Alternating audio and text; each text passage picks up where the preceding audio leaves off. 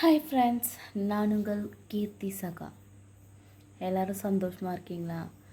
நானும் சந்தோஷமாக இருக்கேன். சில நேரத்தில் வருத்தமாக இருக்கேன். எல்லாமே வாழ்க்கை அப்படி தான் இருக்கும். சில நேரத்தில் சந்தோஷம், சில நேரத்தில் துக்கம், டயர்டு, டிப்ரெஷன் இதெல்லாம் மாற்றி மாற்றி நம்மளுக்கு வராமல் இருக்காது. நம்ம அதுலேருந்து அப்பப்போ நம்ம அதில் வெளியே வந்து ரெஃப்ரெஷ் ஆகிக்கணும். ஓகேவா? வாழ்க்கைன்னா அப்படி தான் இருக்கும். அதே மாதிரி நிறைய பேருக்கு வாழ்க்கைன்னா என்னன்னே தெரியல. வாழ்க்கையை பற்றி ஃபஸ்ட் ஆஃப் ஆல் தெரிஞ்சுக்கங்க. என்னடா வாழ்க்கையை பற்றிலாம் நான் பேசுகிறேன்னு யார் வேணாலும் பேசலாம். முருகப்பெருமான் போய் சிவபெருமானுக்கு சொல்லலையா அறிவுரை? அது மாதிரி தான் யாருக்கு வேணாலும் எப்படி வேணாலும் அறிவுரை சொல்லலாம். நல்லது தானே சொல்கிறாங்க, கேட்டுக்கிட்டா ஒன்றும் தப்பு இல்லையே. நான் என்ன சொல்கிறேன்னா, முதல்ல நம்மளாம் ஒரு ஹியூமன்ஸ், ஓகே? நம்ம ஒரு மனிதர்கள்னால் அந்த மனிதர்களுக்கு ஏற்ற ஒரு சுபாவம் இருக்கணும் நம்மளுக்குள்ளே, ஓகேவா? அந்த சுபாவம் நம்மளுக்குள்ளே இல்லை. இரக்கம், மனதுருக்கம், மற்றவங்க கண் கலங்கும் போது நமக்குள்ளே ஒரு ஒரு விதமான ஒரு உருக்கம் வரலை. அடுத்தவங்க துன்பப்படும் போது நம்ம அதை பார்த்து சந்தோஷப்படுறோம்.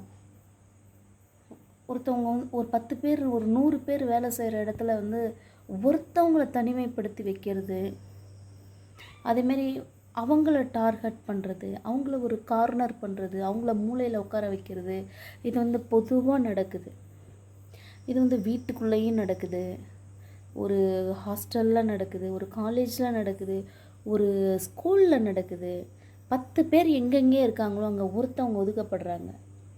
ஏன் தெரியாது, ஏன்னு காரணம் தெரியாது. ஆனால் அது செய்யறது தப்பா இல்லையா? அவங்க மனசு எவ்வளோ வேதனைப்படும். கொரோனா நம்மளுக்கு ஒரு பிச்சை போட்டிருக்கு. நம்மளுடைய வாழ்க்கை நம்மளோட வாழ்க்கை கிடையாது. கொரோனா நம்மளுக்கு போட்ட பிச்சை, ஓகேவா? அதை நம்ம கொஞ்சம் சிந்திச்சு பார்க்கணும்.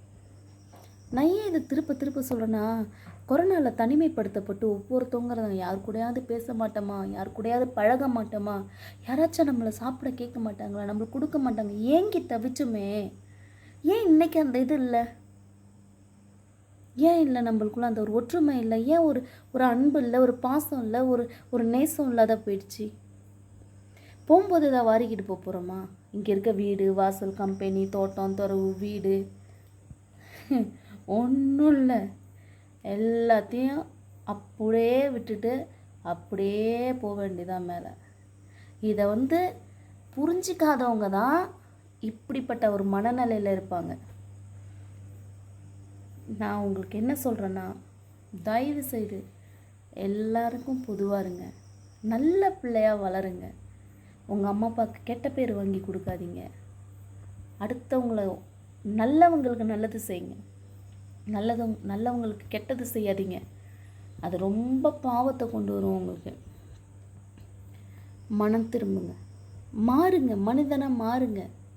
இது நான் யாருக்காகவும் சொல்லலை. இப்படிப்பட்ட ஒரு சுபாவம் இருக்குது, உங்களால் மாற்றிக்க முடியலன்னா நான் உங்கள் சிஸ்டர் மாதிரி. நான் சொல்கிறத கேளுங்க, கொஞ்சமாச்சும் மாறுங்க. மாறியே தீரணும். இதே மனநிலையில் இருந்தீங்கன்னா நீங்கள் பைத்தியம் ஆகிடுவீங்க. சிரிப்பே வரல. ஒய்? ஒரு மனுஷனாக பிறந்தா சிரிக்கணும். அடுத்த வீடியோவில் பார்க்கலாம். நான் உங்கள் கீர்த்தி சகா. நான் ஏன் இதை சொல்கிறேன்னு எனக்கு தெரியாது, ஆனால் சொல்ல வேண்டிய கடமை எனக்கு இருக்குது. நீங்கள் நல்லா இருக்கணும், நீங்கள் மாறணும், நல்ல சுபாவத்துக்கு மாறணும். மற்றவங்கள புரிஞ்சிக்கோங்க. முதல்ல ஒரு பார்வையால் கூட நம்ம மற்றவங்கள துன்பப்படுத்தக்கூடாது. அதுதான், காயப்படுத்தக்கூடாது. நான் உங்கள் கீர்த்தி சகா. I love you all. Bye bye.